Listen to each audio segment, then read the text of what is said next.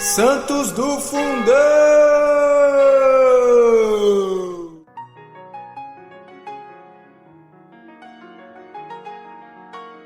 Fala galera, tudo bem?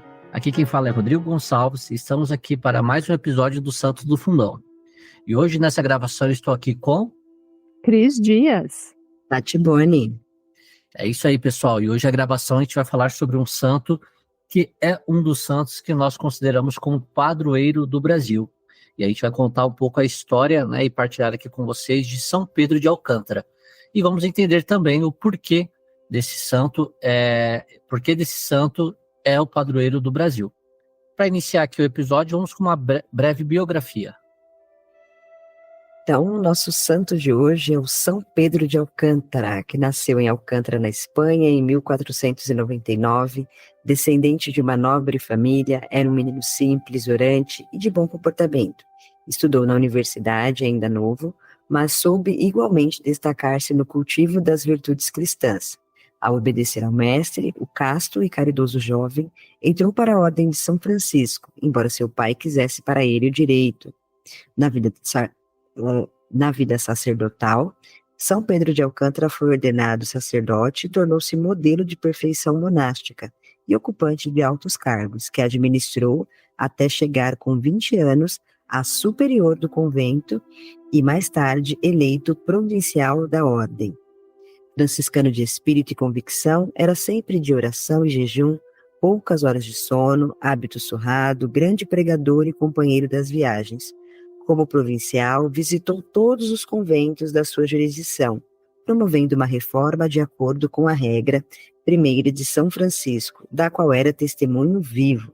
São Pedro de Alcântara, diretor espiritual de Santa Teresa d'Ávila e conselheiro de Carlos V e João III.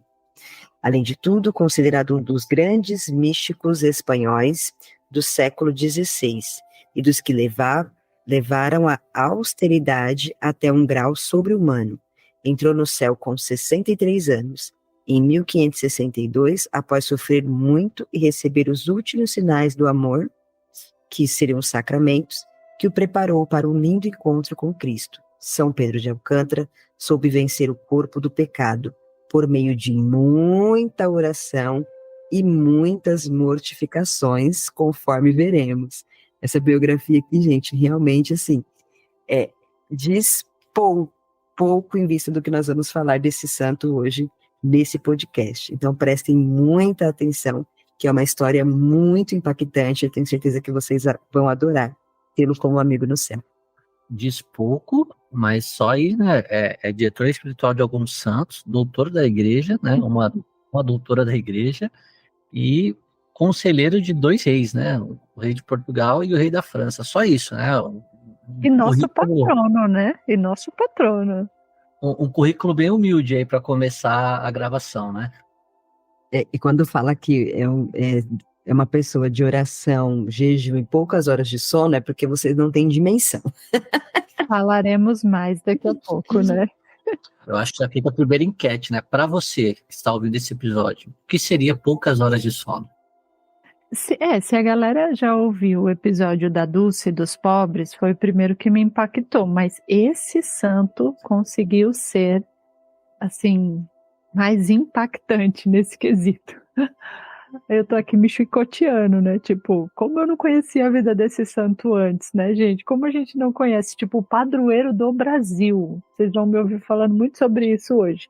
Como que o padroeiro do Brasil, que era o santo que nós deveríamos ter a maior proximidade, a gente não conhece a história, mas vamos lá. E até mesmo, né, Cris, assim, eu pelo menos quando comecei a estudar, eu não sabia o porquê que ele era padroeiro do Brasil. Na minha cabeça ele tinha vindo passar alguns momentos no Brasil, né, então a gente vai falar um pouquinho sobre isso aqui, né, e como isso como posso dizer assim, negado pra gente, né, na nossa formação, né, a gente não sabia da importância dele, né, por que chama Dom Pedro I, Dom Pedro II, até hoje a família imperial do Brasil carrega o nome Pedro, né, em homenagem a Dom Pedro de Alcântara, né, então acho que assim, a gente de fato, cavucando essas histórias de santos, a gente vai descobrindo uma riqueza que nós mesmos não conhecíamos, né, e não sabíamos. Mas vamos lá agora, né? Sem mistério, nos aprofundar aí primeiro na infância dele, certo? É isso aí, vamos lá, vamos começar a falar um pouquinho da sua tenridade. Quem quer começar aí? Vou falar algumas coisas que vocês podem ir completando. Então, como foi falado na biografia, ele era de uma família assim nobre, né? Eu não sei se vocês viram alguma coisa, mas que o pai dele era prefeito na ocasião do nascimento dele. Então, era assim, uma pessoa, uma figura pública importante. A família dele, pai e mãe, eram muito religiosos. A mãe, uma mulher de muitas virtudes, muito piedosa, ensinava para ele a fé desde sempre. E o pai veio a morrer um pouco cedo, né? Ele era criança ainda, né? Quando o pai morreu. E aí a mãe teve um segundo casamento. E aí, nesse segundo casamento, ele teve outros irmãos, né? Mas, antes de falar dessa relação do segundo casamento, São Pedro, desde criança, já aparentava ser um homem extremamente santo. Todos nós somos chamados à santidade. É isso que nos ensina a palavra de Deus, é isso que nos pede o próprio Jesus. Todos nós somos chamados à santidade. Mas alguns são levados a um alto grau dessa santidade desde pequeno. E a gente percebe isso aqui nos podcasts que a gente costuma gravar, né, nas histórias que a gente vai contando. E aí, o que acontece? São Pedro de Alcântara, desde muito pequenininho, a família já passou a vê-lo em êxtase. Então, imagine, ele com 3 aninhos, 4, ele já tinha ali uma vida de oração, ele já escolhia estar mais em oração e contemplação do que brincar, do que fazer outras coisas. Então, pensem que ele estava aí já num grau elevado de santidade. E mais ou menos quando ele tinha uns 6 anos, ele foi visto, se eu não me engano, na própria igreja, atrás ali do órgão, do instrumento e tal, ele foi visto já em êxtase. E quando os criados ali, e o próprio pai encontrou ele nessa situação, foi uma surpresa para todo mundo, mas o que eles falaram, e aí a sabedoria do pai é demais, né? O pai fala assim, então, a próxima vez que vocês verem ele em oração, em êxtase, não interrompa, porque naquele primeiro momento ali ele foi interrompido no êxtase dele, uma criança de 6 anos. Então, a sabedoria do pai, com uma coisa mais comum, né, como se a gente visse assim o êxtase a todo momento acontecendo com qualquer pessoa próximo de nós, não interrompa, né, deixa ele nesse momento de oração. Então, isso é uma criança de 6 anos, tá, gente? O que mais, Rodrigo? Eu acho que você contou bastante coisa aqui do que eu tinha visto também, né? E mais isso você comentou mesmo, né? Da família dele ser uma família nobre, né? A educação que a mãe dele desempenhou, né? O papel da mãe dele na educação, né? E que desde cedo, assim, também ele era muito inteligente, assim, no sentido de estudioso, né? Ele ia muito bem na escola, né? Também depois, quando ele viaja, né? E vai se formar também ali, os professores usavam como um modelo, né? Uma referência, né? E além dessa parte dos estudos, chama muita atenção, né? Na parte que ele estudava latim, teologia já na infância ali, né? Filosofia também, eu acho, né? A filosofia eu não vi, não. Eu vi a parte religiosa, né? Latim e teologia. E uma coisa que chama muita atenção nele é que já desde essa idade mais novinho, né? Ele procurava se afastar, né? De brincadeiras não muito agradáveis, vamos dizer assim, né? Ele não só evitava pecar, como ele evitava situações que poderiam levá-lo a pecar, né? Eu acho que isso, tão novo, né? É algo que chama bastante atenção. É uma maturidade, né? E a gente ainda está falando só de uma criança, de uma maturidade. Ele tinha tudo, se vocês pudessem me ver aqui, né, para ser uma criança normal. Vejam as aspas aqui. Porque os pais eram piedosos, ok, eles eram um menino de fé, uma família de fé, mas com tão pouca idade ele já se elevava aí nessa maturidade, nessa vida espiritual. E aí a disciplina dele ali em buscar essa vida de oração era algo espontâneo, natural e nada forçado, era um desejo dele, né? E ele mesmo como criança, ele ainda era extremamente alegre, então uma criança alegre, uma criança muito forte, mas essa tendência dele mais voltada para uma vida de estudos e de oração era algo muito forte já na infância.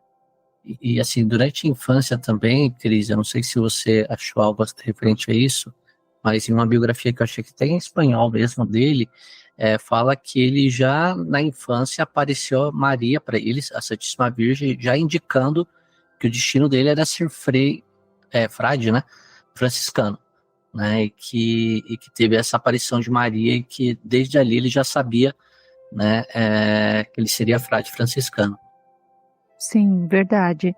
E esse lado místico dele, né? Tão, assim, não vamos colocar esse místico como algo... Claro que o místico é sobrenatural, mas é fruto desta vida de oração que ele já vivia. Se ele não fosse esse menino de oração, provavelmente ele não seria o místico na profundidade que ele foi, né? Então, de fato, ele teve já essa vocação aí bem direcionada desde a infância. E ali, quando ele chegou por volta dos 14 anos, ele tinha uma disciplina, que entra no que o Rodrigo estava falando da vida de estudos, impressionante. A disciplina dele no estudo, na vida de oração na capela, na visita aos enfermos e na caridade. E até já aos 14 anos, ele já era procurado por pessoas mais velhas para ser conselheiro. As pessoas recorriam a ele para que ele fosse conselheiro, né? Então, até achei que o que eu queria também do estudo, Cris, que era isso, né? Que mesmo com tão novo, né? As pessoas mais velhas, né? Os professores, os superiores, já o procuravam, né? De tempos em tempos, porque eles o consideravam como um modelo perfeito de estudante. E o perfeito aqui que chama atenção no sentido de santidade mesmo já, né? Ali, né? De buscar a perfeição nas coisas, né? Exato. E aí, aos 16 anos, ele entra na universidade. Super jovem. Peraí.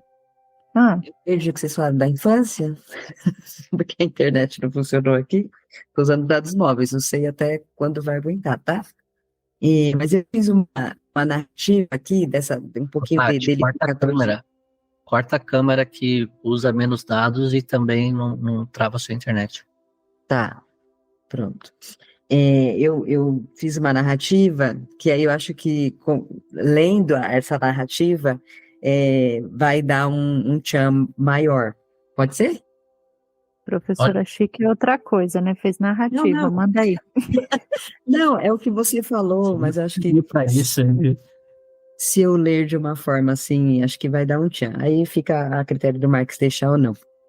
Tá, e a Cris falou da rotina, a Cris falou da infância. Vocês falaram que uma vez pegaram ele em êxtase atrás de um órgão?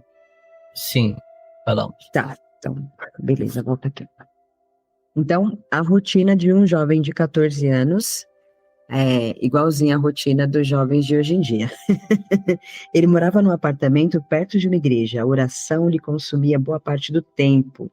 Frequentava as missas e voltava para as aulas. Depois da volta das atividades acadêmicas, ele acrescentava sempre visitar os doentes no hospital. A meditação também era uma coisa diária. Sempre estava em alguma igreja à noite, estudando e sempre acompanhado da penitência. Por fim, ele ia descansar, mas não sem antes recitar o Profundos, que é o Salmo 129, que é dedicado às almas do purgatório. E assim era a semana dele, mas aos domingos, ele ajudava as santas missas, comungava, visitava as prisões, levava esmolas aos pobres, procurava sempre buscar alguma palavra de estímulo em algum convento, e ainda ia conversar com os religiosos. E sendo tudo isso e fazendo tudo isto, aí sim, nessa época já, grandes pessoas, professores dele na época, já o procuravam para ser mestre espiritual. Então, gente, realmente, com 14 anos, ele já era esse jovem extraordinário. E ele não fazia tudo isso para se aparecer. A gente falando de um menino jovem ali entre 14 e 16 anos, nada disso era vaidade para ele. Ele fazia porque ele sentia esse desejo na alma dele, era essa inclinação, mas ele sempre andava com os olhos baixos, como um sinal já de humildade. Então ele já não procurava ficar olhando para as pessoas, situações, ele sempre com o olhar baixo. E assim foi durante toda a vida dele, que a gente vai se aprofundar um pouco mais, hein? Muito bom. E Então, agora ele, aos 16 anos, né? Ele vira franciscano, é isso, né? mas aí a entrada dele é interessante também, né? A entrada dele já é uma coisa mística. Posso falar? Pode. Tá. Ele estava ali numa confissão que foi muito profunda, e ali o padre confessor que estava atendendo viu que ele tinha um grande chamado à vida religiosa e ele já estava decidido a isso. Então ele resolveu, né, se dirigir até o mosteiro a qual ele teria entrado, o convento ao qual ele teria entrado.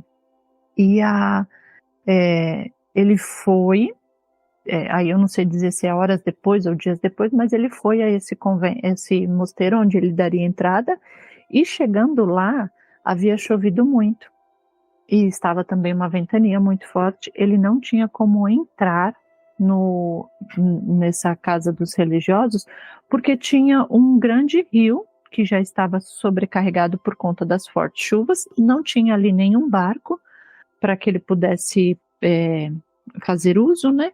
Nisso já eram altas horas da noite e não tinha nenhum serviço ali funcionando de travessia naquele momento.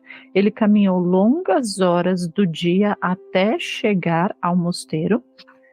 Eram bastante quilômetros a pé, o qual ele decidiu caminhar, e milagrosamente ele foi levado, como que envolto num vento, ele atravessou este rio e chegou na porta do mosteiro à noite. Imagine o susto dos monges na forma com que ele chegou, mas ele entrou, né, tiveram permissão para entrar e tudo mais, e ali ele deu início à vida religiosa dele, já numa forma mística e milagrosa. E aí, se ele tinha alguma dúvida, né, porque ele teve uns momentinhos, assim, de pensar nessa vocação religiosa, e não pensar de duvidar, mas sofrer tentações, né, de será que é isso, será que não é aquilo, aquelas tentações que a gente sente também em relação à nossa vocação. Se ele tinha alguma, né, Cris? Dúvida, eu acho que nesse momento elas foram totalmente sanadas e as tentações caíram por terra. Talvez os pensamentos, né, porque as tentações dali para frente, né, continuaram também, algumas bem, bem fortes.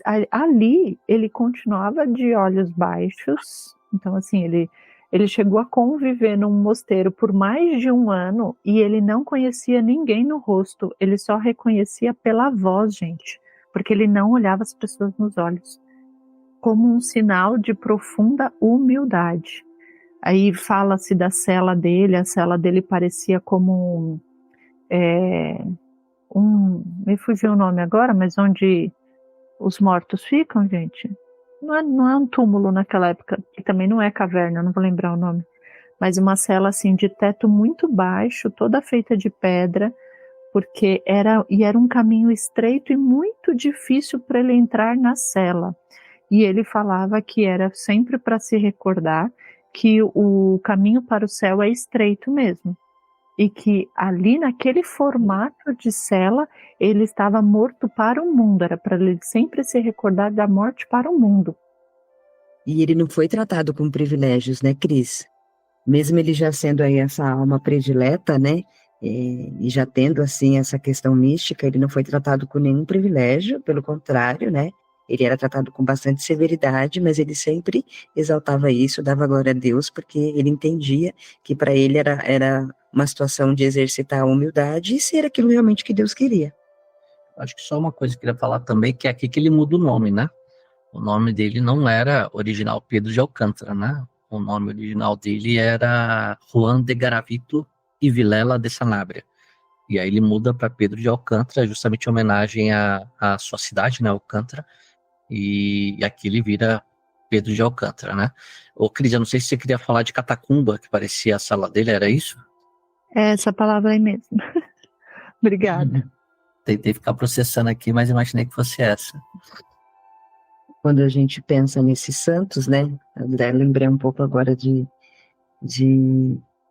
Santa Faustina, eles têm essa vida, né, dura nos conventos, eles têm essa questão de exercitar a humildade. Ele teve outras responsabilidades lá, né? Ele foi porteiro, trabalhou no refeitório.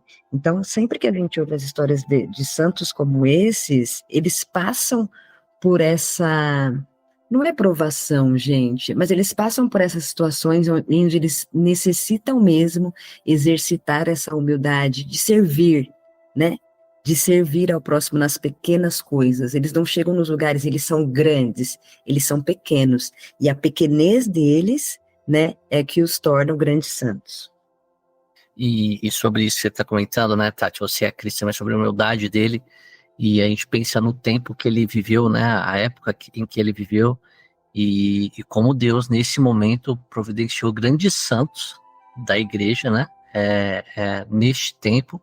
Né, porque é justamente aqui que começa, né, também a reforma protestante com Lutero, né? E se a gente for pensar aqui, justamente um dos pontos que era o calcanhar de Aquiles de Lutero, vamos dizer assim, é a soberba, né?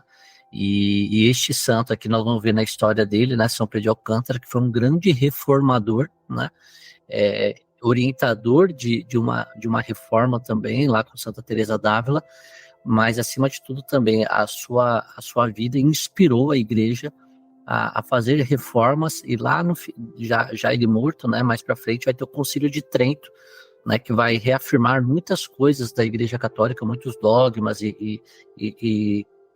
a tradição da igreja, né, vai ser reafirmada ali, e muito disso foi inspirado, né, na vida e na reforma que São Pedro de Alcântara fez com os franciscanos, depois ajudou no Carmelo também, né?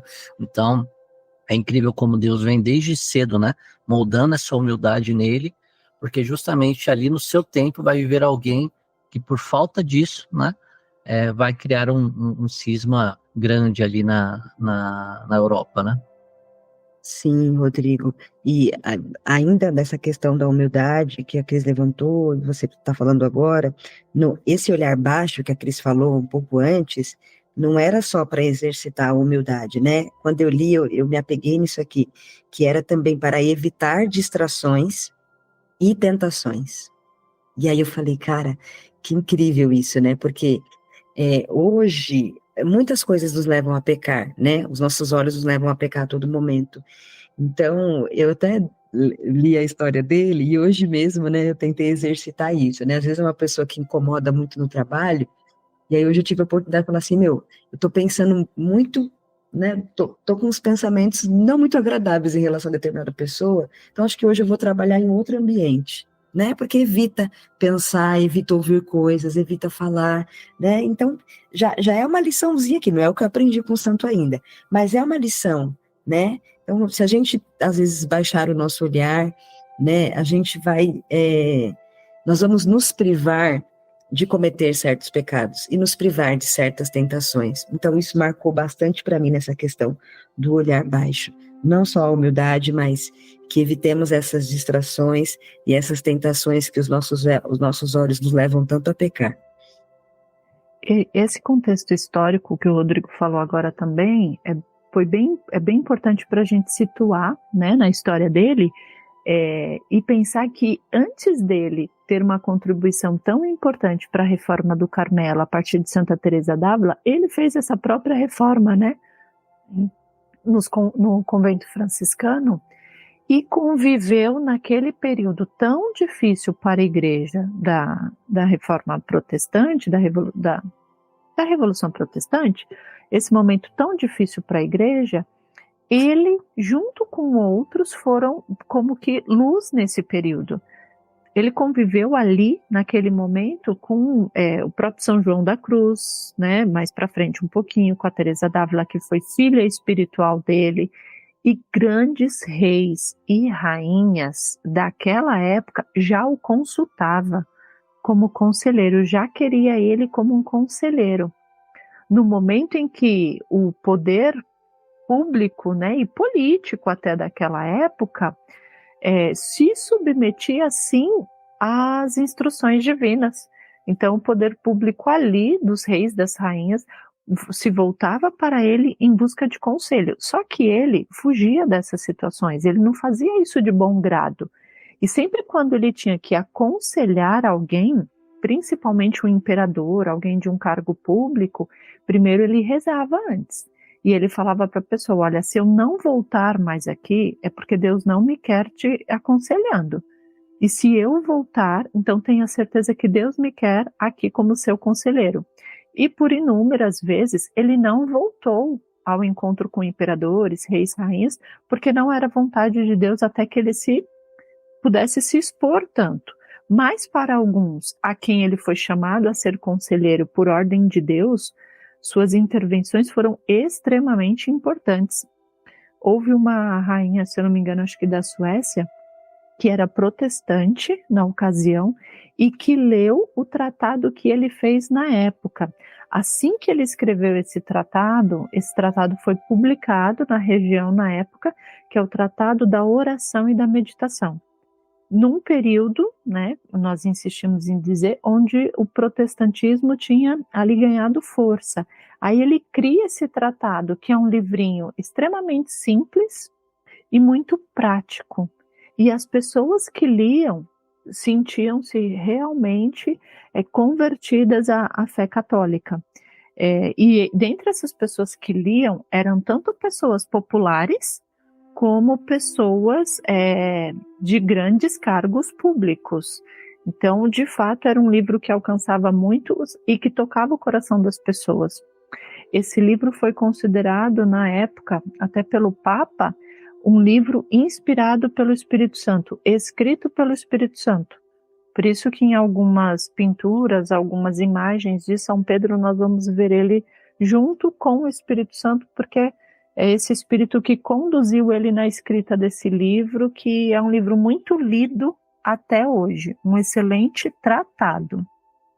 E acredito que ele só foi capaz de escrever esse livro e de ter essa moção do Espírito Santo por conta das penitências que ele fazia, né? Que aí é o que a gente falou lá na biografia no início, que tipo, nós iríamos nos aprofundar, né?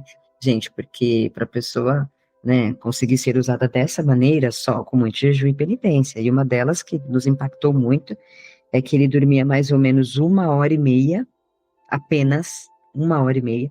E como que ele dormia, né? Além de dormir só 1h30, ele deitava sobre o chão duro e pousava a cabeça sobre uma madeira. Gente, não dá. E se não tivesse deitado, estava de joelho. Aí ele colocava o queixo apoiado, né? E ali o queixo apoiado, sentado, encostado na parede. Então, sem nenhum conforto. Então, uma penitência dessa. Pode falar. Por que ele fazia isso? Isso foi o que mais me marcou, porque assim, ele falava que o demônio do sono era o maior desafio dele, vencer o demônio do sono. Eu falei, pronto, dá 10 tapas na cara aqui. Porque ele queria vencer esse demônio. Nós vamos falar aqui das penitências, talvez as mais comuns que nós conhecemos dele, relatadas, mas essa do sono é isso. Era 1h30 todas as noites, e detalhe, por mais de 40 anos ele viveu assim, tá, meus queridos, dormindo só 1h30. E porque ele se obrigava a dormir só 1h30, e quando o sono vinha, era aí que ele ficava ou de joelho, ou de pé, ou fazendo outra coisa. E como o demônio o tentava através do sono, mas ele conseguiu, no decorrer da vida, vencer essa tentação.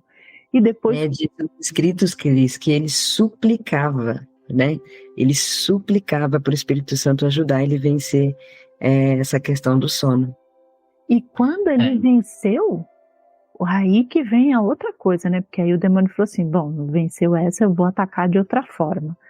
Aí ele começava a ser tentado fisicamente pelo demônio por diversas vezes, meus queridos, escutem bem, com chuva de pedras. Os irmãos chegavam lá e ele estava envolto a uma chuva de pedras. Tinha que tirar ele do meio das pedras do quarto, porque o demônio tacava pedras nele. É isso aí. Pô, até perdi o que eu ia falar, Cris, aqui, peraí. Foi mal. Se você quiser, eu continuo aqui. Não, eu vou falar aqui. Sobre essa questão da penitência, né, tem duas coisas que me chamaram bastante atenção. Óbvio que essa questão do sono é algo que, para mim, pelo menos, pega bastante, né, e eu vendo isso, dormir 1h30, né, por dia, quando dormia, porque houve muitas noites que ele não dormiu, simplesmente não dormiu, né, e tem um momento aqui que ele estava de joelhos, né, e vejam só, para descansar, quando ele estava cansado da oração em joelhos, ele levantava e encostava a cabeça na parede com prego.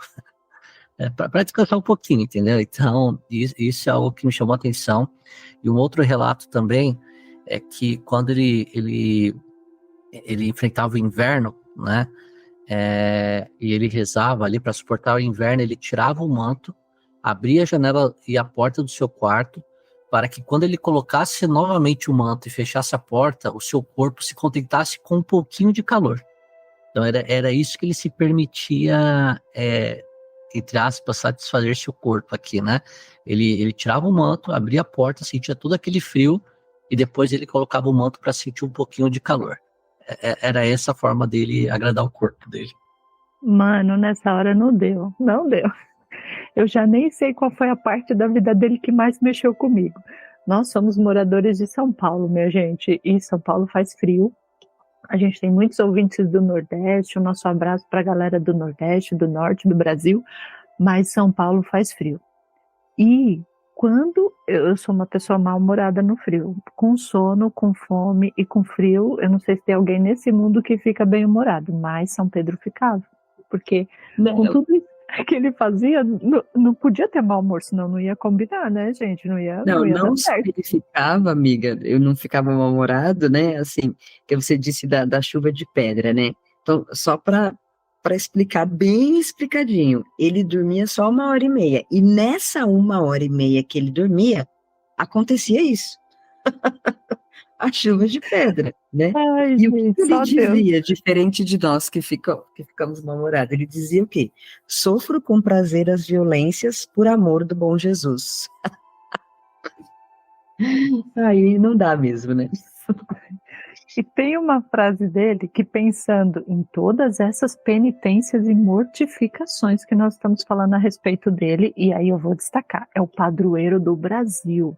Nós temos que conhecer muito bem essa história e pedir muito a intercessão dele, porque alguma coisa a nossa pátria, esse povo brasileiro tem que aprender com esse homem, não é possível. Mas qual era a frase dele? O corpo prometeu deixar-se maltratar na terra, e eu prometi deixá-lo repousar no céu. Para tudo. E que bonito que isso lá na frente, depois da morte dele, numa visão de Santa Teresa d'Ávila dele no céu, ele meio que remete a isso, né? É top, né? Porque a realização disso, o cara não deu descanso para o corpo. Aí já pega todos nós, gente, porque a gente tem a maior dificuldade. Se o primeiro combate nosso é contra a carne, já vacilei aqui. E aqui ele já superou assim, ó, em abundância. E aí nós nem falamos do silício, né? Mas ele usava um silício no corpo que perfurava, tinha pregos que perfuravam a carne dele. E ele usava esse silício por cerca de 20 anos. Ele chegou a usar. E a parte do jejum e da alimentação dele. Quer falar, senhora Tati? Não. Não, a gente pode falar, mas é que essa parte vai estar mais pra frente. Então, nós falamos do silício, né, das mortificações dele aí ao dormir, e eu vou falar da alimentação, porque tem tudo a ver com esse sofrimento do corpo, entendeu? Vamos maltratar o corpo aqui nessa vida, porque ele vai ter descanso no céu. Ele jejuava todos os dias. Tinha vezes que as pessoas falavam que ele estava 3 dias sem comer, há 8 dias sem comer, e ele ficava em jejum.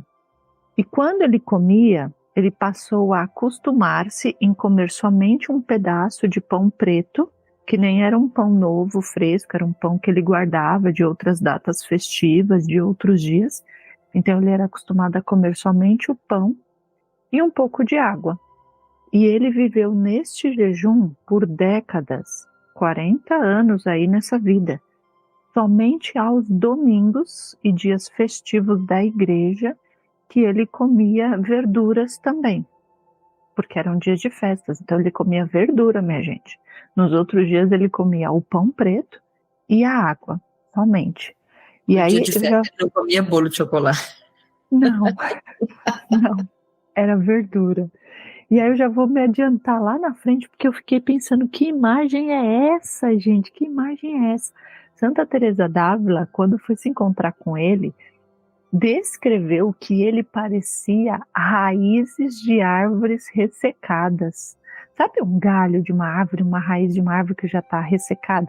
Imagine ele já idosinho ali, por volta dos seus 60 anos, porque ele viveu tudo isso que a gente está falando, desses sacrifícios, entre os 20 anos até os 60, assim, né, mais ou menos. Mas essa forma intensa de jejum, mortificação e oração foi nesse período da vida, um longo período. E aí, imagine então Teresa d'Ávila encontrando com ele e vendo e descrevendo ele nesse aspecto como uma raiz, um galho de árvore ressecado.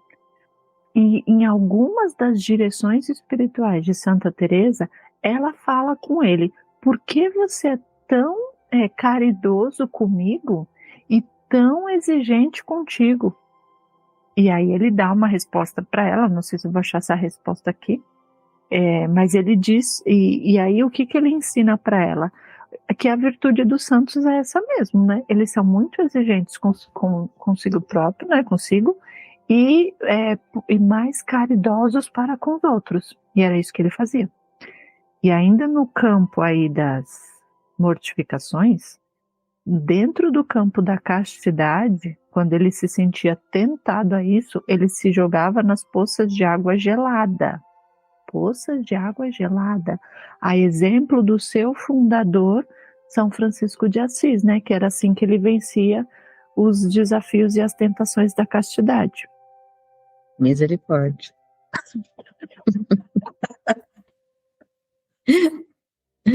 Ai, ai. E a gente aqui sofrendo para acordar para fazer o rosário 4 horas da manhã. E só um parênteses, né, Cris? E nesse meio tempo todo aí de oração, jejum, chuva de pedra e tudo mais, ele estava reformando a ordem franciscana, né? Ele tinha uma ação de fato, o que ele comenta, né, de devolver o carisma de São Francisco de Assis à ordem franciscana, né? E ele faz toda a transformação da ordem franciscana, né, deixando ela assim um pouco mais rígida, vamos dizer assim, mas muito baseado nos escritos de São Francisco de Assis, né? Ele tentou deixar a ordem franciscana muito próxima àquilo que foi o pensamento de São Francisco de Assis no momento da sua fundação, né? E aí eu fiquei pensando que depois, quando ele assume a alma de Santa Teresa d'Ávila, né, ele já está também ali, não sei se eu posso dizer preparado, né, mas ele já passou por essas batalhas de uma reforma, que não é fácil. Imagino, né? Mas ele já foi experimentado em Deus antes nesse caminho. Bonito isso, né? Eu fiquei encantada. Não, e ele era tão respeitado, né, Cris, que até eu li um trecho que fala assim, que a virtude e extraordinários talentos de que ele era dotado tornaram seu nome célebre e acatado em toda a Espanha. Então, quando ele propôs, né, as mudanças, ele tinha as pessoas já tinham tanto respeito para com ele que acataram, né, as decisões que ele tomou referente às mudanças na ordem franciscana, né? E eu lembrei de um fato da vida dele agora. Toda a vida dele se desenrola a partir do descobrimento do nosso país, né? Porque ele nasceu em 1499 e nós fomos descobertos, né? O achamento da nossa terra foi 1 ano depois. Ele, depois de padre também, quando se ordenou padre, ele logo em seguida foi escolhido como pregador, né? Então ele pregava muito bem. Ele levava a muitos lugares a palavra de Deus de uma forma eficaz, fervorosa, e é impressionante a ousadia dele, né? Porque além dele viver e mortificar-se de todas essas formas que nós falamos, ele pregava E ao final das pregações dele, eles construíam uma cruz e caminhavam com a cruz naquela cidade, naquela região, naquela aldeia, no monte mais alto daquela região e fincava aquela cruz como um sinal de conversão para aquele povo que tinha escutado a palavra dele. Por muitas vezes ele quis carregar essa cruz sozinho, e aí ele saía podemos chamar desse sacrifício ali, né? Sangrando, e o sangue dele ficava ali como uma marca também para os outros, né? E aí vocês imaginam essa cruz no alto do monte, após ouvir uma pregação que te leva à conversão, e aquela cruz fica ali. É por isso, na hora que eu vi isso, eu falei, é por isso que as missões, tanto da Espanha quanto Portugal, que eram muito próximos naquele período, sempre saíam com a cruz em missão, sempre fincavam a cruz nas missões. Nós, terra, pátria amada, terra de Santa Cruz, recebemos exatamente isso. A herança dele, foi a partir dele esse entusiasmo de, ao pregar, fincar a cruz no monte mais alto onde se foi pregada. Literalmente, onde se foi pregada a palavra de Deus, ele pregava a cruz. Olha que lindo. E pensar que nós somos fruto disso, né? Que nós recebemos exatamente essa missão por conta da vida dele, né? Então, depois de tudo isso que a gente ouviu aí a Cris falar, né, sobre essa vida penitente, ele nos deixa assim uma lição, né, para a gente, para a próxima parte aqui da vida dele, que toda essa penitência, né, o que ele nos deixa de ensinamento? Que para nós é uma condição para a gente ter uma união mais perfeita com Deus, né? Penitência, jejum, oração, são condições para a gente estar mais próximo de Jesus, não para nós fazermos barganhas, né? Como muita gente pensa e fala, mas que é para nós estarmos próximos mesmo. Por isso que a gente faz jejum, penitência e busca ter uma vida orante, né? E porque a gente busca também nos deixarmos ser humilhados e aceitar as humilhações, né? Como ele dizia, que a humilhação é o pão dos santos, né? Então, que essa frase possa nos marcar, né? Quanto mais nós formos humilhados, mais parecidos com Jesus nós somos, mais próximo de Jesus nós estamos, né? E que as humilhações que a gente venha a sofrer seja para nós como Pedro de Alcântara, né? Essa humilhação seja o nosso pão, o nosso alimento para a nossa santificação. Você falando em pão, em alimento, eu lembrei de outras partes místicas dele, né? E para mim ficou... Tudo que ele pão e alimento, né? E vários milagres ele fez com alimento também, né? Então aquilo que ele não comia, de alguma forma Deus se fazia milagre através das mãos dele. Ele era uma pessoa extremamente mística, e para mim fica muito claro que esse místico, né, esse poder do céu que estava sobre ele e que era revelado a olhos nus, era fruto dessa vida de oração e mortificação, né? Ninguém ganha isso de graça, entendam aqui entre aspas, ninguém ganha isso de graça, né? Mas é através dessa vida intensa de oração e mortificação. Então eu vou contar para vocês aqui um pouquinho dessa questão mística dele. Ele já foi visto caminhando sobre as águas, como se estivesse andando normalmente em terra firme, tá? Os monges e irmãos dele presenciaram isso. Houve um dia em que uma parte, esse é outro fato que eu vou contar agora, um dia em que uma parte do mosteiro estava em chamas, pegou fogo. Ele caminhou tranquilamente, livremente entre o fogo para poder apagar o incêndio, minha gente. É possível isso? É. Com ele e com o poder do Espírito Santo? É. Ele caminhou tranquilamente. E aí tem um trecho aqui que eu quero ler, porque eu não consigo nem reproduzir tudo isso aqui se não for lento. Em relação aos êxtases dele. Ele era visto com frequência entrando em êxtase. Só que quando o êxtase acabava, ele ficava um pouco perturbado e rapidamente ele se escondia, porque ele não queria ser visto dessa forma. A história do êxtase dele, desse dom, é muito parecido com São José de Cupertino, que nós temos um episódio gravado também. E então ele tinha alguns dons, né? Dentre esses que nós falamos, eu vou falar um pouquinho mais do êxtase, mas ele tinha o dom da cura, o dom da profecia, o dom da penetração nos corações e da bilocação. Ele também fazia, por algumas vezes, ele chegou a fazer uma multiplicação milagrosa de alimentos, e em algumas vezes esses alimentos eram trazidos pelos anjos para tudo. É graça e milagre. Imagine os nossos olhos contemplando isso, gente. Imagine a gente poder ver isso. E aí eu vou descrever aqui uma situação de um êxtase que aconteceu. E os êxtases eram muito comuns. Às vezes, com uma palavra que ele ouvia, ele meditava essa palavra tão profundamente e ali ele já se elevava. E quem estava em volta dele ficava encantado com aquilo e contemplando. Aí, olha aqui. Achando-se uma vez o santo na horta do convento de Pedroso, contemplava de longe uma grande cruz, que tinha mandado alçar no cimo do monte vizinho. Tem a ver com aquelas cruzes que eu falei para vocês que ele vai colocando no monte.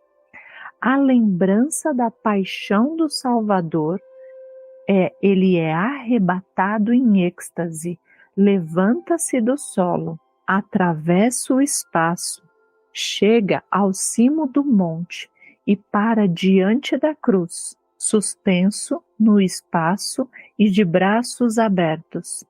De seus olhos saem raios que iluminam o sinal da redenção.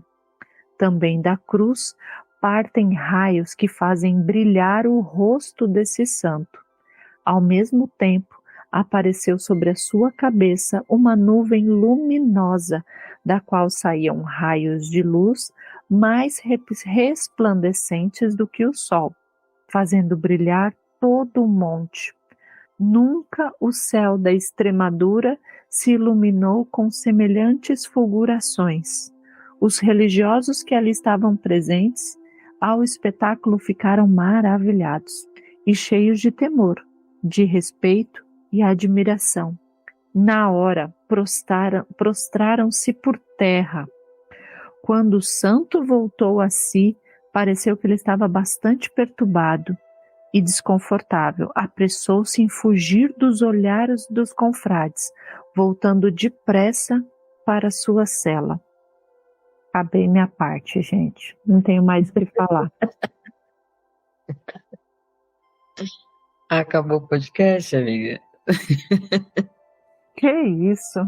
Não, e aí eu fico indignada. Esse homem é padroeiro do Brasil! Eu quero saber qual é a data que a gente festeja a vida desse santo aqui na nossa pátria. Nós não conhecíamos até ouvir esse podcast. Então, a você que está nos ouvindo agora, faça a vida deste santo ser conhecido. Porque, de alguma forma, ele tem que ajudar a nossa pátria. Ele está a postos diante de Deus para ajudar a nossa pátria. Tem noção do que é isso? E dentre essas relações de êxtase, né, e daquilo que ele via e dos santos com quem ele convivia, se ele era o diretor espiritual de Santa Teresa d'Ávila, a gente só pode imaginar que Santa Teresa d'Ávila também viu alguma coisa ao contemplá-lo. Então, ela que já era mística, ela que já também tinha uma vida de santidade, ela participando da missa dele, celebrada por ele, ela viu dois grandes santos ali com ele ao lado no altar, que é São Francisco de Assis e Santo Antônio de Pádua, dois franciscanos. Então, olha que graça, né? Como a vida dele, já aqui nesta terra, alegrava o coração da ordem franciscana, porque esses dois grandes nomes ali ao lado. E São Francisco de Pádua é português também, né? Então, essa união aí entre Espanha e Portugal. São Francisco, né, Cris? Por conta de toda a reforma que ele fez, né? Sim. Então, a reforma agradava o coração, né, de São Francisco, o fundador. Sim. É uma reforma. Pode falar. Eu ia falar de um trecho no livro de Santa Teresa, que ela cita exatamente sobre ele, né? No livro da vida de Santa Teresa, ela fala dessa relação com o diretor. Vou ver se eu acho aqui. pensando nas obras dele, né? Aí teve um momento que eu li nos estudos em que 22 dos filhos deles espirituais foram canonizados, amiga. 22. Meu Deus, é muita gente. É como diz a passagem, né? A árvore é conhecida pelos seus frutos. E aí eu pensei, e que frutos, que abundância de frutos, né? Como é importante uma vida entregue, né, ao Espírito Santo. E aí é lógico que aqui a gente está trazendo a vida de um santo extraordinário, né, pela grandeza das suas penitências, jejuns e mortificações, mas a gente precisa aprender, né? Realmente a gente que é muita moleza, a gente não consegue nem sentar de forma correta na missa, com uma postura adequada, né? A gente não faz pequenas mortificações muitas vezes. Aí quando a gente se depara com a história de um santo desse, a gente fica impactado, a gente mexe, não consegue nem dormir pensando. E o que me marcou na história dele é que às vezes nós queremos fazer as grandes coisas, a gente já quer partir para o radical. Mas nem é simples, Tati, estou falando de mim agora, nem é simples para mortificar a minha carne, eu consigo, né? Então, o quanto de fato, por isso que nós, aqui do Só pela Misericórdia, tenho certeza que nós somos os primeiros a amar a gravação dos nossos podcasts, porque é uma forma da gente olhar para nós, conhecendo a vida dos santos, e como a vida dos santos nos impacta, meus queridos. Se vocês observarem os nossos episódios gravados no início, e como nós estamos mudando, né, buscando mudar a cada dia, e crescer a partir dos exemplos desses santos, porque a vida deles nos arrasta, não tem outro caminho não.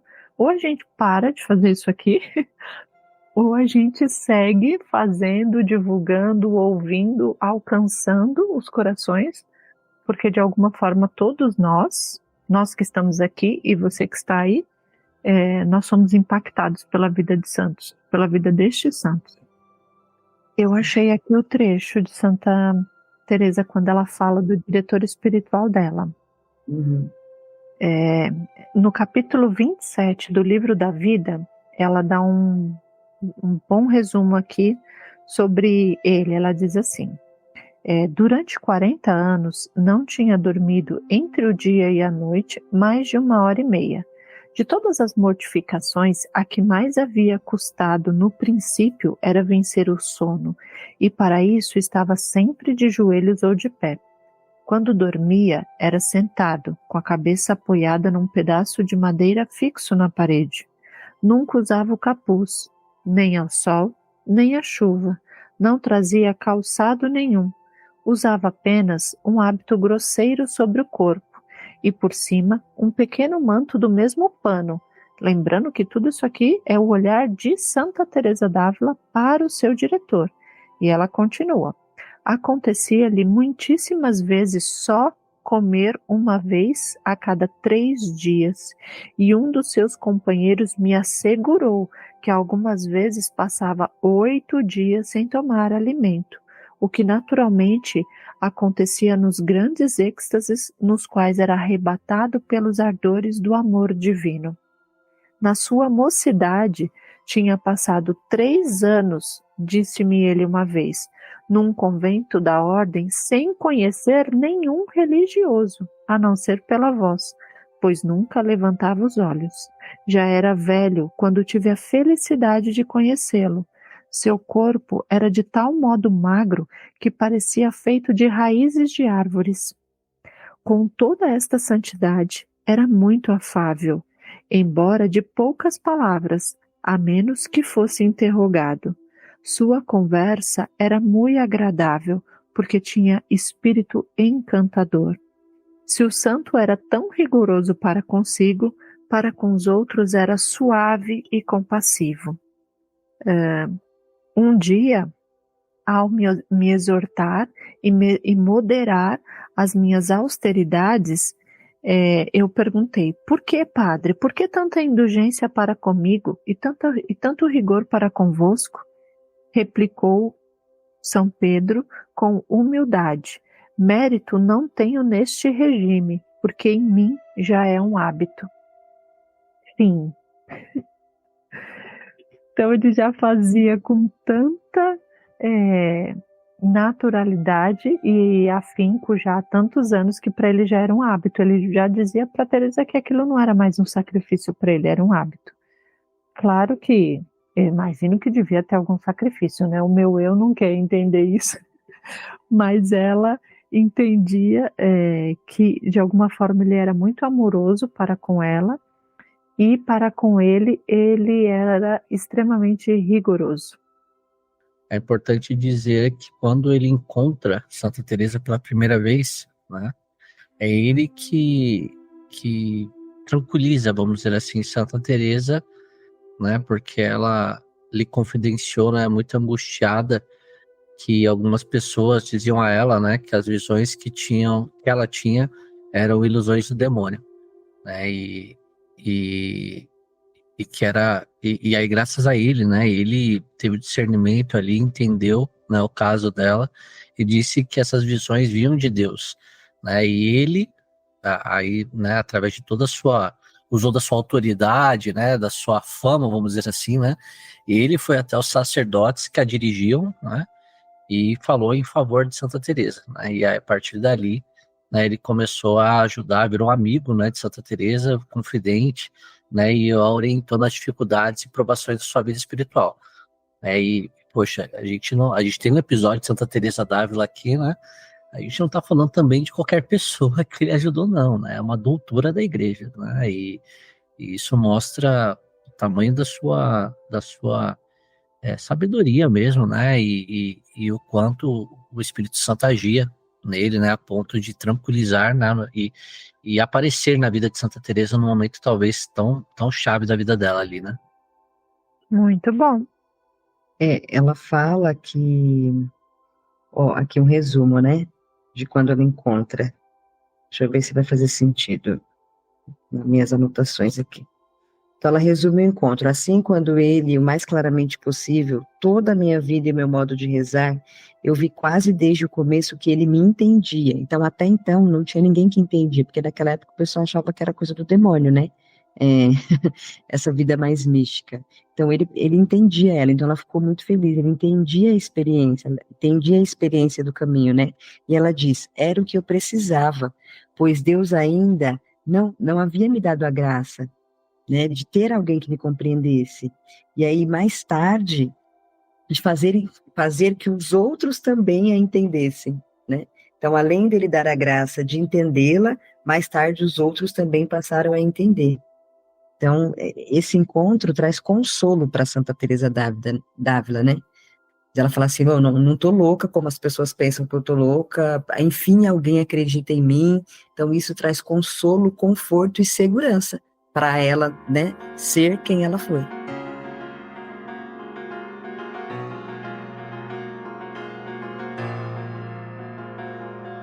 E falando sobre a morte dele, né, iniciando aqui a conversa sobre a morte, também todo esse lado místico dele aparece aqui, né, porque ele revela, né, a um dos irmãos que ele sabia, né, que a hora dele estava chegando de partida para o céu, né, e que ele tinha plena consciência que a hora da morte dele estava para chegar, né? Então, sobre essa morte dele, tem um trecho aqui que vai falar até dessa questão mística, né? Por ele já esperar essa hora, por já estar preparado para morrer, acho que a vida foi preparando ele deixa uma mensagem ali para os monges, né? Ele diz assim, filhinhos meus, disse-lhes Deus, separando-vos do mundo, vos escolheu para ser seus servos, vos amou como filhos e tantas vezes veio em auxílio das nossas necessidades de maneira milagrosa. Correspondei a tantos benefícios com uma constante fidelidade à regra. Se surgirem provações, lembrai-vos do nosso seráfico Pai e dos seus primeiros companheiros. Guardai a santa pobreza. Bonito aqui porque ele está falando exatamente de São Francisco, né? Seráfico Pai.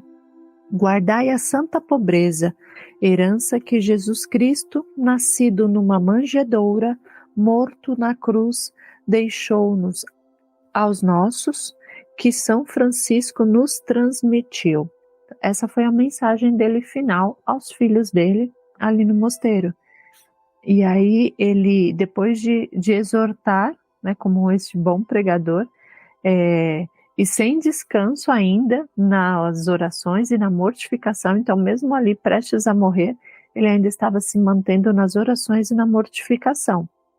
Né, ele já estava se preparando ali para a morte. E ele teve uma visão antes de morrer, como grandes santos, que nós já falamos aqui também, que nesta hora tem a visão.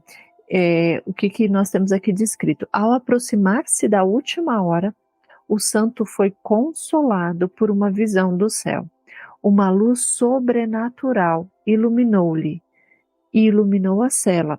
Apareceu então a Santíssima Virgem com o menino Jesus nos braços, tendo ao lado o apóstolo São João, minha gente.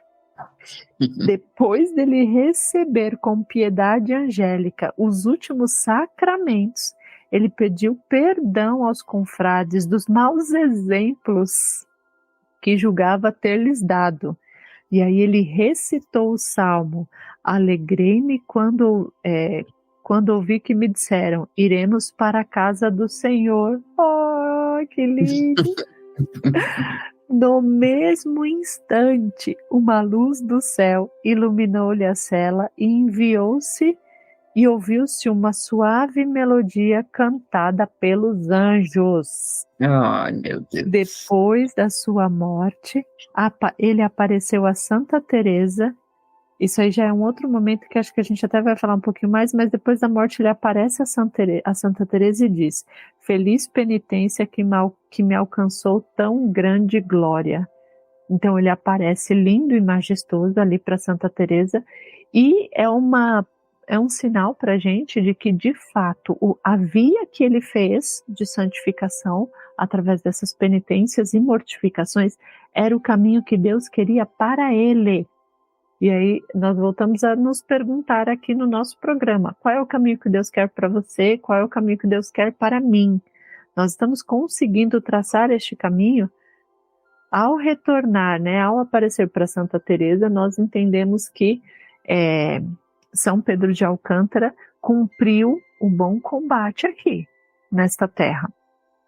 Eita, que história, hein, gente? Aí vocês podem estar se perguntando, né?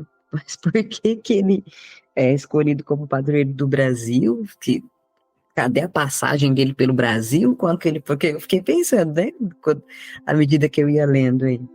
Mas ele foi escolhido para ser padroeiro do Brasil porque o nome Dom Pedro I e Dom Pedro II já lhe foram atribuídos por conta de São Pedro de Alcântara, porque a corte portuguesa já tinha uma devoção especial a São Pedro, né, por ter sido conselheiro de Dom João. Então, ali muitos nobres também já entregando ali a sua vida religiosa, né. Então, Dom Pedro busca estabelecer um padroeiro para reger e administrar os negócios. Então, ele não tinha dúvida que São Pedro, né, deveria ser o padroeiro por conta de toda a colonização que aconteceu na época. Deixa eu trazer uma curiosidade aqui. Então vamos pensar assim, eu quero complementar sobre essa questão dele ser padroeiro do Brasil. Ele morreu em 1500, São Pedro de Alcântara morreu em 1560 e alguma coisa, se eu não estou enganada, 1562. Né? 1562, morreu em 1562. Isso. Por toda essa vida que nós contamos dele, ele já era alguém muito estimado, muito conhecido, tanto em Portugal quanto na Espanha, como a Tati bem colocou, em relação a toda a corte, aos bens ao bem espiritual que ele fez a Portugal de forma especial, né? Sendo um bom conselheiro ali e sendo esse exemplo de vida muito admirado, desde a população, aos populares, como aos imperadores também, aos reis. E aí, em 1826, que é quando a família real está no Brasil, e como a Tati bem colocou, a escolha dos nomes dos filhos já é inspirado na vida desse santo, por isso que a gente fala sobre o nome dos filhos, né? O nome dos filhos traz uma história, traz um porquê, uma missão. Então a corte real colocou o nome dos filhos já de Dom Pedro Alcântara, exatamente em homenagem a esse santo. Isso nós estamos falando em 1800, quase 300 anos da vida de São Pedro de Alcântara sobre esta terra. E para um santo ser decretado padroeiro da nação, só quem pode fazer isso é o Papa. Então, a família real foi ao Papa, na ocasião, Papa Leão XII, e pediu a ele para que São Pedro de Alcântara fosse o padroeiro do Brasil, porque eles já buscavam a intercessão de São Pedro de Alcântara nos negócios do país, nas coisas que administravam. Então, ele já era essa relação de intimidade com aqueles que governavam o nosso país naquele momento. E o Papa, né, Leão XII, prontamente, então, publicou ali uma bula, um decreto, em que decreta São Pedro de Alcântara como padroeiro do nosso país. Detalhe, isso antes, muito antes, da aparição de Nossa Senhora da Conceição no Brasil. Então, São Pedro de Alcântara é o nosso primeiro padroeiro, o primeiro por excelência, a nossa pátria, e não Nossa Senhora Aparecida. Hoje nós temos um conhecimento e uma devoção maior a Nossa Senhora Aparecida, mas por primeiro São Pedro é o nosso patrono. E que bonito também nós pensarmos que então nós temos um padroeiro, um pai e uma mãe. Nós temos Nossa Senhora Aparecida e São Pedro de Alcântara como padroeiros da nossa pátria, do nosso país. E ainda falando então sobre essa relação, né, desse padroeiro nosso, uma outra coisa interessante também é que a festa dele é celebrada então no dia 19 de outubro, exatamente na 8ª da festa de Aparecida. Ou seja, 8 dias depois que nós celebramos a festa de Nossa Senhora Aparecida, padroeira do Brasil, nós podemos celebrar 8 dias dessa festa e já vamos cair na festa do nosso padroeiro, São Pedro de Alcântara. Bonito isso, né? Quando você escreveu o seu livro de história, você já conta tudo isso. Cris, porque essa parte da história é oculta. Dom Pedro I, ele tinha São Pedro de Alcântara como santo de devoção particular da sua família. Sim. E ele pediu para ele ser o padroeiro do nosso país, né? Pediu para o Leão XII. Então, assim, essa parte da história ninguém conta. Que bonito isso, né? E aí eu penso assim, ó, que graça de Deus. Nós aqui, só pela misericórdia, nós não somos merecedores disso, mas que graça ter a oportunidade de gravar um podcast sobre ele. Porque eu já penso na alegria dele no céu, assim, né? Ele não precisa dos méritos dessa terra, ele nunca procurou isso nem quando estava aqui. Mas que alegria para nós como uma nação, ter um homem tão santo, forjado no sacrifício e na mortificação, gente. Um homem forjado no sacrifício e na mortificação, ser o nosso padroeiro. E aí o padroeiro, eu querendo ou não, gostando ou não dele e da história dele, ele é o padroeiro do país que eu moro. Então, no mínimo, para as coisas da nossa pátria, do nosso país, nós temos que recorrer a ele. Nas questões políticas, nas questões de enfermidade, nas questões de fé.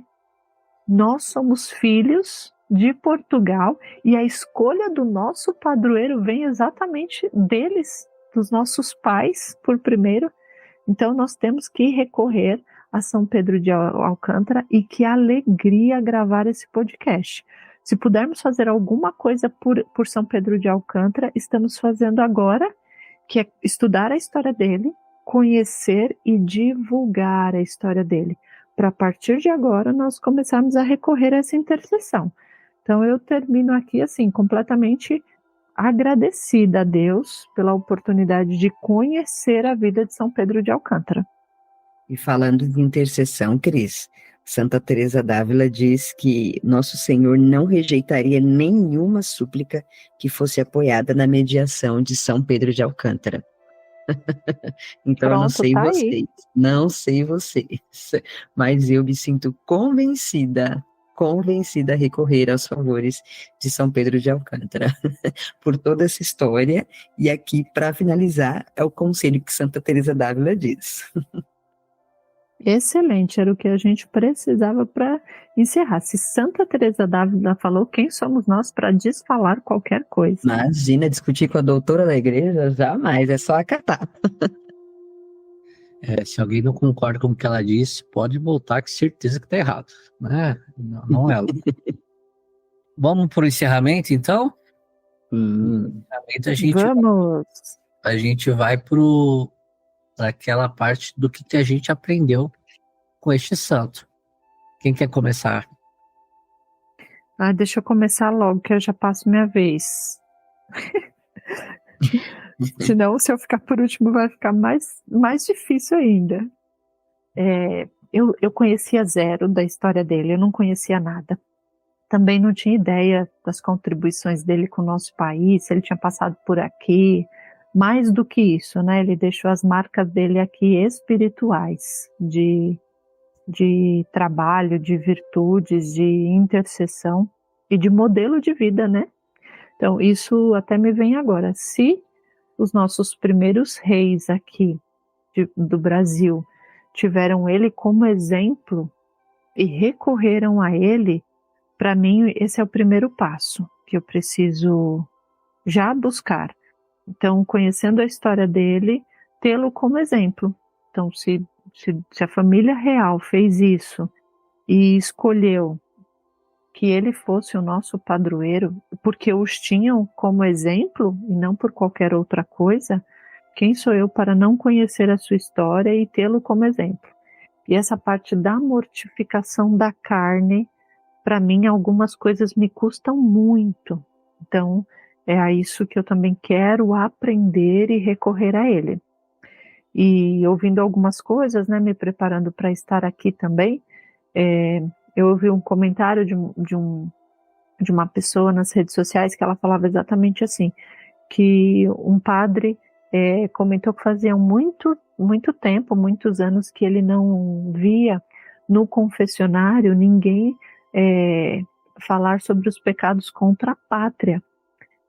Então, talvez faltasse a nós mesmos conhecer a intercessão deste santo, a vida dele, e olharmos para nós dentro daquilo que diz respeito à nossa pátria, ao patriotismo. O patriotismo, ele é uma virtude da nossa fé, uma virtude cristã, e diz respeito à nossa fé e ao defender a nossa pátria, né, a nossa terra. Então, para estes tempos que estamos vivendo, creio que a intercessão de São Pedro de Alcântara para a nossa pátria é fundamental. Rezar pela pátria, pedir a proteção dele, e é isso, senão eu vou me estender demais. Mas com certeza eu vou ficar ouvindo isso aqui que eu falei e refletindo, né, e tentando aplicar na vida, que essa é a meta.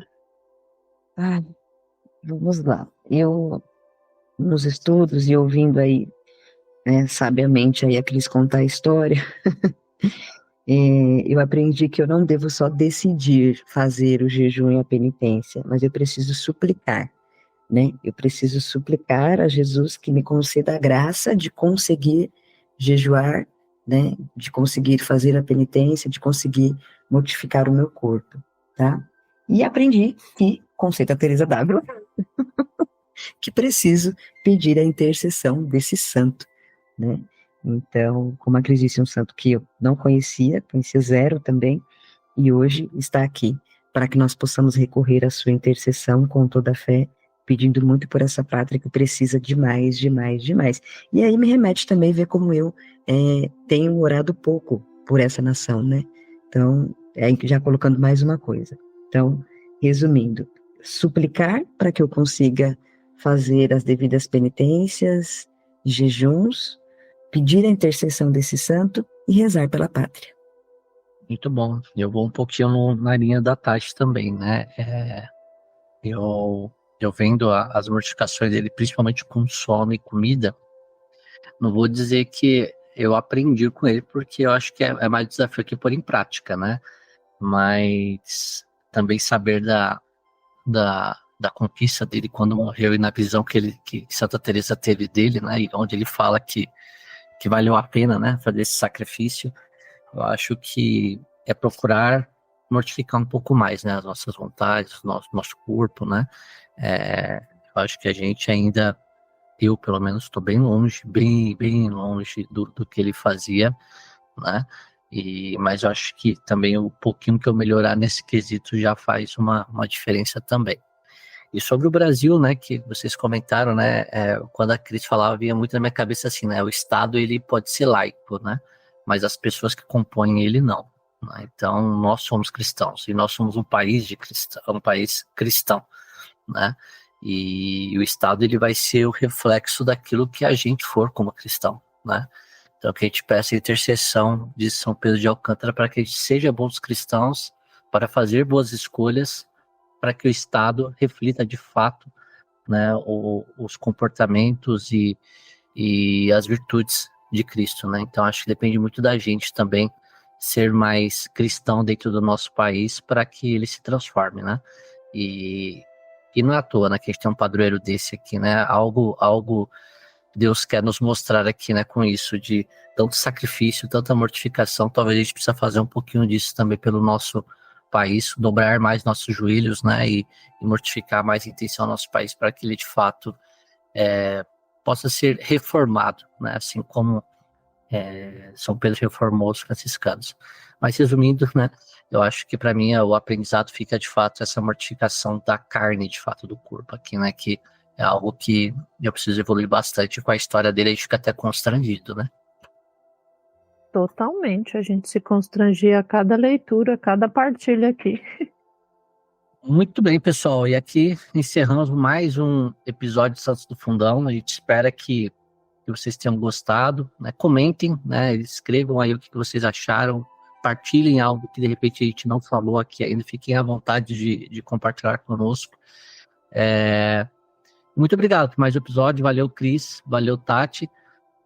Valeu, Rodrigo, valeu, gente. Compartilha. Valeu, gente.